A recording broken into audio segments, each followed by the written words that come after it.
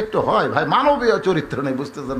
মেয়েটা বলতেছে, মুরব্বী, ওই রুমের জেলখানার মধ্যে বিরক্ত হয়ে কানতে কানতে আমি যখন ঘুমায় গেছি, ওই ঘুমের মধ্যে আমি স্বপ্নে দেখি আমার শিয়রের পাশে নূরের একটা পুতুলি বসে আমার মাথায় হাত দিয়ে কানতেছে। আমি তখন বললাম, কে গো আপনি? জান্নাতের হুরি না বেহেশতের পরী? এমন সময় বলে, মা আমি জান্নাতের হুরিও না বেহেশতের পরীও না, আমি হলাম খাতুনে জান্নাত ফাতেমা।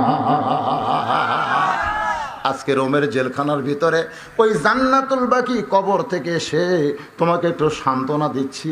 হোসাইন, আমি তখন আপনার মায়ের চেহারার দিকে তাকাইয়া চোখের ভুরু জোড়া দেখতে পাই, বাম গালে কালো একটা তিল দেখেছি, তুতুনির তলে লাল একটা দাগ।